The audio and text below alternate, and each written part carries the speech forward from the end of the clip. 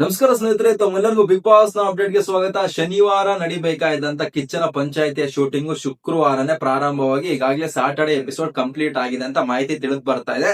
So ಸದ್ಯಕ್ಕಾದ್ರೆ ಇರೋ ಒಂದು 2 updates ಇದೆ. ಒಂದು ಅಪ್ಡೇಟ್ ಏನಪ್ಪಾ ಅಂದ್ರೆ ಈ ಒಂದು ವಾರದ ಕಿಚ್ಚನ ಚಪ್ಪಾಳೆ ಯಾರಿಗೆ ಸಿಕ್ತು ಅಂತ.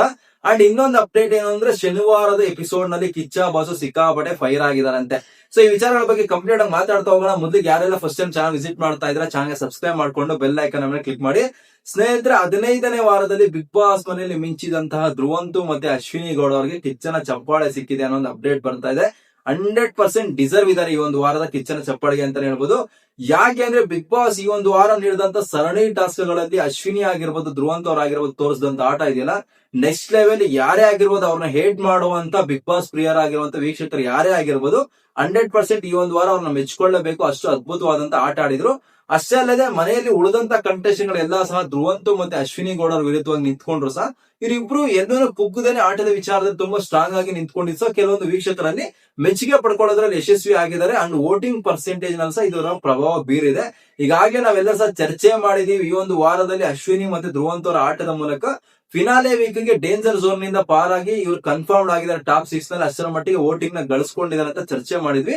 ಅದು ಇವಾಗ ಕಿಚ್ಚನ ಪಂಚಾಯತ್ ಸಹ ಕನ್ಫರ್ಮ್ ಆಗಿದೆ ಅಂತ ಹೇಳ್ಬೋದು. ಯಾಕೆಂದ್ರೆ ಕಿಚ್ಚನ ಚಪ್ಪಾಳೆ ಪಡ್ಕೊಳ್ಳೋದು ಅಷ್ಟು ಈಸಿ ಅಲ್ಲ. ಕೆಲವೊಂದು ಸೂಕ್ಷ್ಮವಾದಂತಹ ವಿಚಾರಗಳನ್ನು ಗಮನಿಸನೆ ಕಿಚ್ಚ ಬಾಸು ಇಲ್ಲಿ ಚಪ್ಪಾಳೆಯನ್ನ ನೀಡ್ತಾರೆ.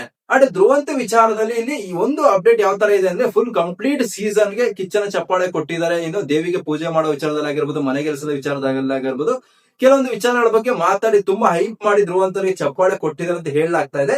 ಇನ್ನು ಕೆಲವು ಅಪ್ಡೇಟ್ ಗಳ ಪ್ರಕಾರ ಕೇವಲ ಫೇಕ್ ಅಂದ್ರೆ ಸುದೀಪ್ ಸರ್ ಇಲ್ಲಿ ಧ್ರುವಂತ್ ಅವ್ರಿಗೆ ಫೇಕ್ ಆಗಿ ಕಿಚ್ಚನ್ ಚಪ್ಪಾಳೆ ನೀಡೋ ತರ ಅಪ್ರಿಶಿಯೇಟ್ ಮಾಡೋ ತರ ನಿಲ್ಲಿಸ್ಬಿಟ್ಟು ಏನೊಂದು ಊಟದ ವಿಚಾರದಲ್ಲಿ ಆಯಿಲ್ ವಿಚಾರ ತೆಗೆದುಕೊಂಡು ರಘುವರ ವಿರುದ್ಧವಾಗಿ ದೂಷಣೆ ಮಾಡಿದ್ರು. ಆ ಒಂದು ವಿಚಾರದ ಬಗ್ಗೆ ಕ್ಲಾಸ್ ತಗೊಂಡಿದ್ದಾರೆ ಅನ್ನೋ ಅಪ್ಡೇಟ್ ಇನ್ನೊಂದ್ ಕಡೆ ಬರ್ತಾ ಇದೆ. ಸೊ ಈ ಎರಡರಲ್ಲಿ ಯಾವ ಅಪ್ಡೇಟ್ ಕನ್ಫರ್ಮ್ ಅಂದ್ಬಿಟ್ಟು ನಮ್ಗೆ ಎಪಿಸೋಡ್ ನೋಡಾದ್ಮೇಲೆ ಸ್ವಲ್ಪ ಕ್ಲಾರಿಟಿ ಬರುತ್ತೆ. ಸದ್ಯಕ್ಕಾದ್ರೆ ಇವ್ರಿಬ್ರಿಗೂ ಸಹ ಕಿಚ್ಚನ ಚಪ್ಪಾಳೆ ಸಿಕ್ಕಿದೆ ಅಂತ ಗೊತ್ತಾಗ್ತಾ ಇದೆ. ಅಂಡ್ ಇನ್ನೊಂದು ಅಪ್ಡೇಟ್ ಏನಪ್ಪಾ ಅಂದ್ರೆ ಸಾಟರ್ಡೆ ಎಪಿಸೋಡ್ ನಲ್ಲಿ ಸುದೀಪ್ ಸರ್ ಸಿಕ್ಕಾಪಡೆ ಫೈರ್ ಆಗಿದಾರಂತೆ ಮನೆಯಲ್ಲಿದ್ದಂತ ಕಂಟೆಸ್ಟೆಂಟ್ ಮೇಲೆ.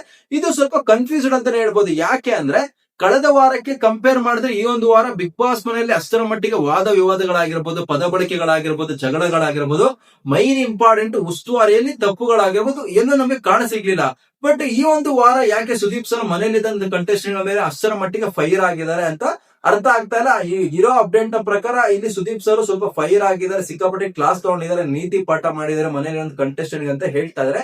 ನೋಡ್ಬೇಕು ಯಾವ ವಿಚಾರದ ಬಗ್ಗೆ ಇಲ್ಲಿ ರೆಬಲ್ ಆಗಿದ್ದಾರೆ, ನೀತಿ ಪಾಠ ಮಾಡಿದ್ದಾರೆ ಸುದೀಪ್ ಸರ್ ಅಂತ. ಅಂಡ್ ಉಳಿದಿರೋದು ಒಂದೇ ವಾರ ಆಗಿರೋದ್ರಿಂದ ಭಾನುವಾರ ರಾತ್ರಿಯೇನೆ ವೋಟಿಂಗ್ ಪೋಲ್ಸ್ ಪ್ರಾರಂಭವಾಗ್ತದೆ. ಸಾಟರ್ಡೆ ಎಪಿಸೋಡ್ ಅಥವಾ ಸಂಡೇ ಎಪಿಸೋಡ್ ಅಂತ ಏನ್ ಕಿಚ್ಚನ ಪಂಚಾಯಿತಿ ನಡೆಯುತ್ತೆ ಅದು ಸಿಕ್ಕಾಪಡೆ ಇಂಪಾರ್ಟೆಂಟ್ ಆಗುತ್ತೆ. ವೋಟಿಂಗ್ ರಿಸಲ್ಟ್ ನ ಮೇಲೆ ಅದರ ಪ್ರಭಾವ ಸಹ ಬೀರುತ್ತೆ. ಯಾಕಂದ್ರೆ ಸಂಡೇ ಏನು ಕಿಚ್ಚನ ಪಂಚಾಯತಿ ಕಂಪ್ಲೀಟ್ ಆದ್ಮೇಲೆ ವೋಟಿಂಗ್ ಪ್ರಾರಂಭವಾಗೋದ್ರಿಂದ ಸಾಟರ್ಡೆ ಸಂಡೇ ಏನೆಲ್ಲ ಒಂದು ಇನ್ಸಿಡೆಂಟ್ಸ್ ಆಗಿರ್ಬೋದು, ಮಾತುಗಳು, ಚರ್ಚೆಗಳಾಗಿರ್ಬೋದು, ಅದು ಜನರಲ್ ಆಡಿಯನ್ಸ್ ಅನ್ನ ಮನಸ್ಸಿಗೆ ತಾಗುತ್ತೋ ಆ ಒಂದು ಕಂಟೆಸ್ಟೆಂಟ್ ಅಧಿಕವಾದಂತ ಓಟ್ಗಳನ್ನ ಸಂಡೇ ಪಡ್ಕೊಂಡ್ಬಿಡ್ತಾರೆ. ಸೊ ನೋಡ್ಬೇಕಾಗುತ್ತೆ. ಸಿಕ್ಕಾಪಟ್ಟೆ ಇಂಟ್ರೆಸ್ಟಿಂಗ್ ಆಗಿರುವಂತ ಒಂದು ಕಿಚ್ಚನ ಪಂಚಾಯಿತಿ ನಡೆಯುತ್ತೆ ಇವತ್ತಿನ ದಿನ ಅಂತ ಹೇಳ್ಬೋದು. ಸೊ ಬಿಗ್ ಬಾಸ್ ಕಡೆಯಿಂದ ಉಳಿದಂತ ಅಪ್ಡೇಟ್ ಗಳು ಬಂದಿದ ತಕ್ಷಣ ನನ್ನ ಕಡೆಯಿಂದ ನಿಮ್ಗೆ ಅಪ್ಡೇಟ್ ಇರುತ್ತೆ. ಮಿಸ್ ಮಾಡಿದ್ರೆ ಚಾನಲ್ಗೆ ಸಬ್ಸ್ಕ್ರೈಬ್ ಮಾಡ್ಕೊಡಿ ಅಂತ ಹೇಳ್ತಾ ತಮ್ಗೆಲ್ಲರಿಗೂ ಥ್ಯಾಂಕ್ ಯು, ಧನ್ಯವಾದಗಳು.